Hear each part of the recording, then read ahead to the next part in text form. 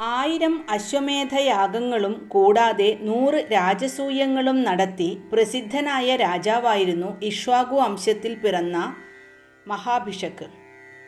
സ്വർഗത്തിൽ വലിയ സ്ഥാനമാനങ്ങൾക്ക് പാത്രമായ അദ്ദേഹത്തിന് ഒരിക്കൽ ഒരബദ്ധം പറ്റി. ബ്രഹ്മാവിൻ്റെ മുന്നിൽ വെച്ച് ഗംഗാദേവിയെ പ്രേമപുരസരം ഒന്ന് നോക്കിപ്പോയി. കുപിതനായ ബ്രഹ്മാവ് മഹാഭിഷക് വീണ്ടും മനുഷ്യനായി ഭൂമിയിൽ ജനിക്കട്ടെ എന്ന് ശപിച്ചു. ബ്രഹ്മാവിൻ്റെ ശാപത്താൽ മഹാഭിഷക് പുരുവംശത്തിലെ പ്രദീപ മഹാരാജാവിൻ്റെ പുത്രനായി ഭൂമിയിൽ ജനിച്ചു. രാജാവ് ആ കുട്ടിക്ക് ശന്തനു എന്ന് പേരിട്ടു. ശന്തനുവിന് പ്രായപൂർത്തി വന്നപ്പോൾ രാജ്യഭാരം അവനെ ഏൽപ്പിച്ച് പ്രദീപ മഹാരാജാവ് തപസ് ചെയ്യാൻ കാട്ടിലേക്ക് പോയി. ഒരിക്കൽ അഷ്ടവസുക്കൾ 8 പേരും തങ്ങളുടെ ഭാര്യമാരൊത്ത് വസിഷ്ഠ മഹർഷിയുടെ ആശ്രമത്തിനടുത്തുള്ള വനത്തിൽ ഉല്ലസിച്ച് നടക്കുകയായിരുന്നു. ആ സമയത്ത് വസിഷ്ഠ മഹർഷിയുടെ കാമധേനു എന്ന നന്ദിനി പശുവിനെ അവർ കാണാനിടയായി. അഷ്ടവസുക്കളിൽ ഒരുവനായ ദ്യോവിൻ്റെ ഭാര്യയ്ക്ക് ലക്ഷണമൊത്ത ആ പശുവിനെ സ്വന്തമാക്കണമെന്ന് വലിയ മോഹം. ഭാര്യയുടെ ആഗ്രഹം നിറവേറ്റാൻ ദ്യോവ് നന്ദിനിയെ കട്ടുകൊണ്ടുപോയി. വസിഷ്ഠ മഹർഷി പശു മോഷണം പോയ വിവരമറിഞ്ഞു.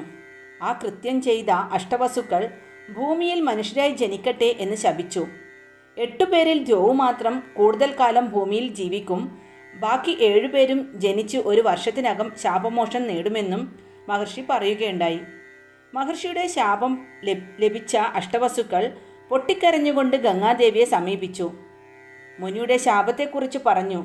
പുരുവംശത്തിൽ പിറന്ന പ്രദീപൻ്റെ മകൻ ശന്തനുവിൻ്റെ മക്കളായി തങ്ങൾ ഭൂമിയിൽ ജനിക്കാൻ ആഗ്രഹിക്കുന്നുവെന്നും അതിനാൽ ദേവി ഒരു മനുഷ്യസ്ത്രീയായി ജനിച്ച് തങ്ങളുടെ അമ്മയാവണമെന്നും അഷ്ടവസുക്കൾ ഗംഗാദേവിയോട് അഭ്യർത്ഥിച്ചു.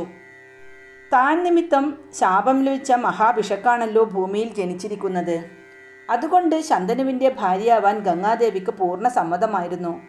ഗംഗാദേവിയുടെ സമ്മതം ലഭിച്ചപ്പോൾ അഷ്ടവസുക്കൾ തങ്ങൾ ഭൂമിയിൽ ജനിച്ച ഉടനെ നദിയിലെറിഞ്ഞു കൊന്ന് എളുപ്പം ശാപമോക്ഷം തരപ്പെടുത്തി തരണമെന്ന് ഗംഗാദേവിയോട് അപേക്ഷിച്ചു. ആ അപേക്ഷയും ഗംഗാദേവിക്ക് സ്വീകാര്യമായി.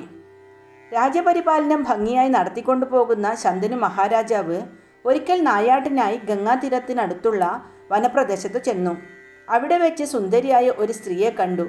അദ്ദേഹം അവളോട് ചോദിച്ചു, "നീ ആരാണ്?" "ഞാൻ ഗംഗാദേവി." "നിനക്ക് എൻ്റെ ഭാര്യയാവാൻ സമ്മതമാണോ?" ശന്തനുവിൻ്റെ ചോദ്യം കേട്ട ഗംഗ പറഞ്ഞു, "എനിക്ക് സമ്മതം തന്നെ.